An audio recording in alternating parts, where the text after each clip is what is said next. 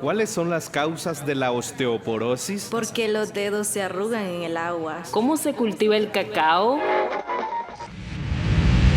Presentamos Oigamos la Respuesta, el podcast de preguntas y respuestas del Instituto Centroamericano de Extensión de la Cultura, ICQ. De la colección de preguntas y respuestas, les presentamos un programa del recuerdo.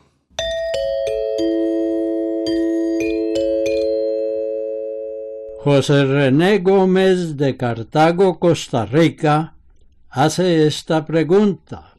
Quisiera que me hablaran de Martin Luther King. Oigamos la respuesta.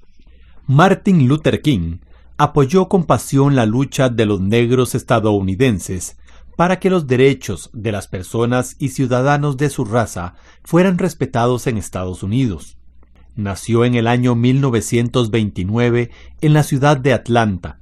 Su padre era pastor protestante y su madre maestra de escuela. Por cierto, hace pocos días se inauguró en Estados Unidos un gran monumento en honor a Luther King. En ese acontecimiento, el presidente de Estados Unidos, Barack Obama, el primer presidente de raza negra en esa nación, reflexionó sobre lo que pensaría Martin Luther King de los Estados Unidos y de la humanidad si viviera en este momento. Pero volvamos a su infancia. De pequeño, Martin Luther King pasó por la experiencia, como todos los negros en aquella época, de ser despreciado y separado de los blancos en los buses, trenes y tiendas. Martin Luther King fue un estudiante brillante y se hizo pastor como su padre. En 1954 organizó a los negros de su comunidad para boicotear los buses que despreciaban a los negros. Es decir, los negros dejaron de usar los buses que tenían secciones aparte para ellos. Durante esa época difícil, tiraron explosivos a la casa de Martin Luther King, pero él no respondió con violencia. Siempre recomendaba que no se respondieran a la violencia con violencia. De esa manera, Martin Luther King logró que en 1956 la Corte Suprema de Estados Unidos eliminara la separación o discriminación de los negros en los buses. Después de este éxito, siguió luchando para que los negros pudieran tener los mismos derechos que los blancos. Muy importante fue la manifestación que organizó en la que miles de negros caminaron durante 5 días para pedir, en la capital del estado de Alabama, el voto para los negros. Gracias a este movimiento, que inspiró y dirigió Martin Luther King, en el año 1964 se promulgó en Estados Unidos el Acta de los Derechos Civiles, y en el año 1965 el Acta de los Derechos de Voto para los Negros. Sus esfuerzos le merecieron el Premio Nobel de la Paz que le concedieron en el año 1964. Desafortunadamente, este apóstol de la paz murió asesinado el 4 de abril de 1968 en la ciudad de Memphis, donde había asistido a una manifestación para apoyar una huelga de trabajadores negros.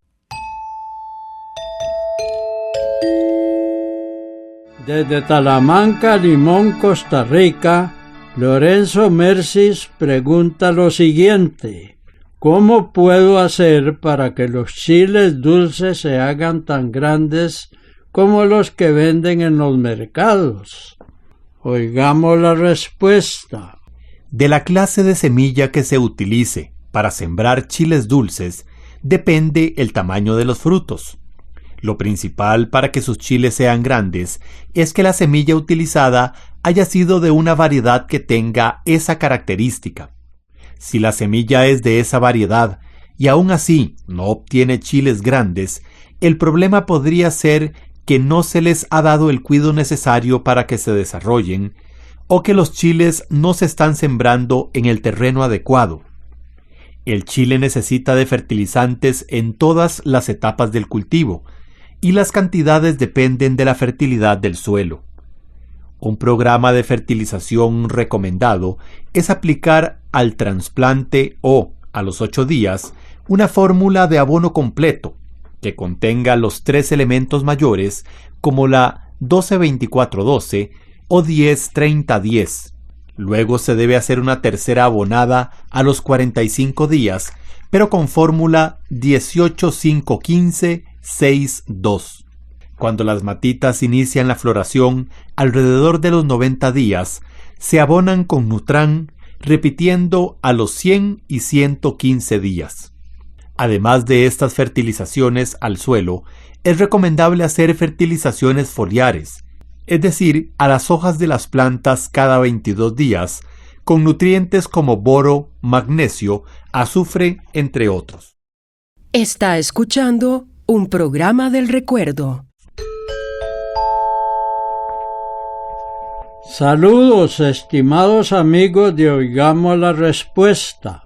Les escribo desde Torti, Panamá. ¿Por qué Panamá no tiene la misma hora que Costa Rica o de los otros 4 países centroamericanos?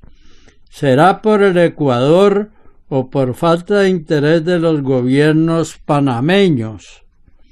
Esa es la pregunta que nos envía Víctor Gutiérrez desde Panamá. Oigamos la respuesta. Imaginemos que la Tierra es una naranja. Para definir las distintas horas de cada país, el globo terráqueo se dividió en 24 partes, como si se tratara de los gajos de la naranja. Estas líneas divisorias que atraviesan la Tierra de polo a polo se llaman usos horarios. Pues bien, una de las líneas divisorias pasa muy cerca de la frontera entre Costa Rica y Panamá. En muchos casos, cuando una línea pasa en medio de un país, este país decide si divide su territorio, de manera que cada zona tenga una hora distinta, o bien si asume una sola hora para todo el territorio. Cuando esto sucede, el uso horario correspondiente deja de ser una línea recta y se acopla a la frontera del país. Si se quisiera ver a Centroamérica como una sola región, y en ella se incluyera una hora para todos los países, Panamá podría decidir quedar en el mismo horario que el resto de los países centroamericanos. Sin embargo, no existe una razón de peso para pensar que Panamá tenga que tener la misma hora que el resto de los países centroamericanos. Se trata solamente de una hora de diferencia y en realidad no afecta en nada sus relaciones con el resto de Centroamérica. El Ecuador, por su parte, es una línea que divide la Tierra en 2 mitades iguales, una al norte y la otra al sur. Si vemos un mapa en la posición tradicional, es decir, el norte arriba y el sur abajo, observamos que el Ecuador es una línea horizontal. Por otro lado, los usos horarios son líneas verticales, de manera que, en este caso, el Ecuador no está relacionado con la división horaria de la Tierra. Un oyente de San José, Costa Rica, nos hace esta consulta. ¿Por qué en algunos países el timón del carro va al lado derecho y no al izquierdo como en Costa Rica? Oigamos la respuesta. En la mayoría de los países, los vehículos tienen el timón o volante del lado izquierdo. Curiosamente, los primeros vehículos que se fabricaron tenían el asiento del conductor en el centro. Más adelante, unos fabricantes de vehículos decidieron colocarlo del lado izquierdo y otros fabricantes decidieron poner el volante del lado derecho del vehículo. En el Reino Unido y en algunos pocos países, el timón se sigue usando del lado derecho. En consecuencia, las vías están organizadas para que el lado izquierdo de la calle sea por donde se debe transitar. Por el contrario, en la mayoría de los países es por el lado derecho de la vía por donde avanzan los vehículos, mientras que el llamado carril izquierdo se debe utilizar solo para adelantar a otro vehículo. Es una cuestión de costumbre. La ventaja de conducir con el volante del lado izquierdo o del derecho no están claras. Así como a los ingleses les parece más cómodo tener el volante del lado derecho de sus vehículos, a nosotros nos parece que lo mejor es conducir con vehículos que tienen el volante en el lado izquierdo.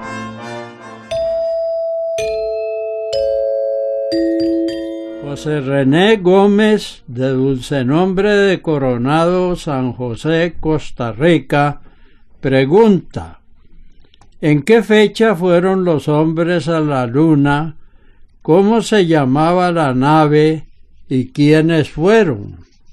Oigamos la respuesta. Es un paso pequeño para el hombre, pero gigantesco para la humanidad. Esas fueron las palabras que pronunció el astronauta Neil Armstrong al poner sus pies en la Luna el 20 de julio de 1969, como el comandante de la nave Apolo 11, en la que viajó en compañía de Edwin Aldrin y Michael Collins. Muchos recordamos aquellos monumentos, pues la televisión transmitió en vivo el alunizaje del llamado módulo lunar. Esta era una pequeña nave que descendía a la Luna mientras la nave Apolo esperaba en el espacio. Y en la transmisión de televisión, cada paso del comandante Armstrong parecía el de un robot que se movía lentamente sobre la superficie de la Luna, y al fondo la oscuridad. Además de Armstrong, el otro que bajó al suelo de la Luna fue Edwin Aldrin.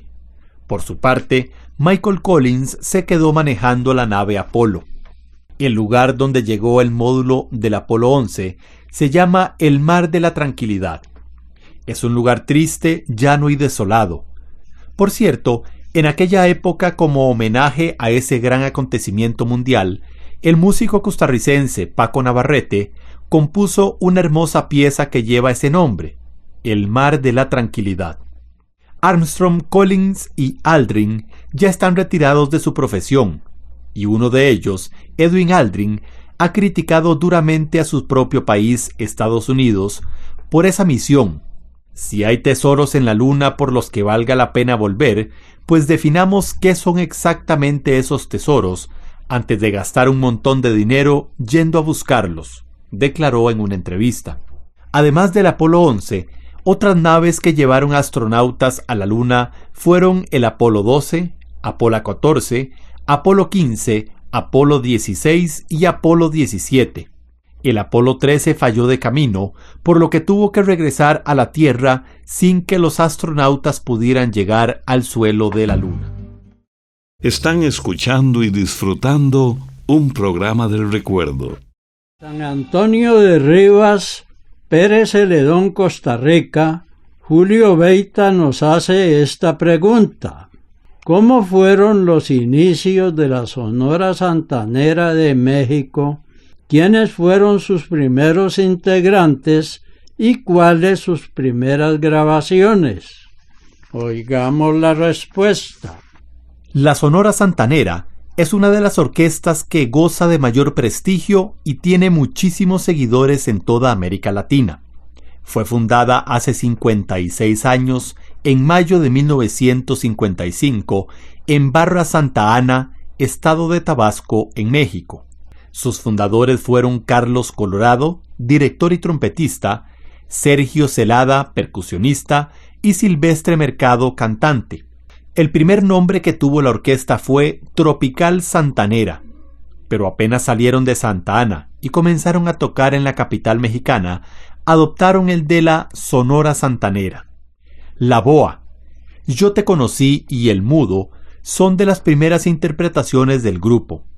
Con esas canciones se dieron a conocer y adquirieron la fama que todavía persiste y sigue creciendo entre seguidores de muchos países. Canciones de toda la vida, como Perfume de Gardenias, siguen sonando con su estilo inigualable. Es curioso que a pesar de que han cambiado los integrantes de la Sonora, esta orquesta mantiene el mismo sonido. Cualquier persona que sienta la música popular y le guste el baile, podría adivinar si se trata de la Sonora al escuchar un disco de la agrupación. Sus tres fundadores ya murieron. Carlos Colorado en 1966, víctima de un accidente automovilístico. Silvestre Mercado en el año 2001 por causa de un paro cardíaco y Sergio Celada falleció en octubre de 2010 debido a una hemorragia causada por problemas gástricos. Le vamos a contar que desde hace un tiempo, la Sonora Santanera visita Costa Rica y realiza sus presentaciones con la Filarmónica Nacional, que dirige el maestro costarricense Marvin Araya.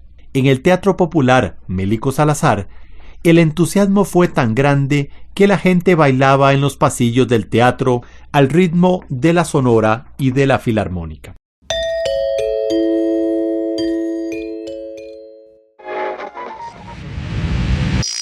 Esto fue Oigamos la Respuesta, el podcast de preguntas y respuestas del Instituto Centroamericano de Extensión de la Cultura, ICQ.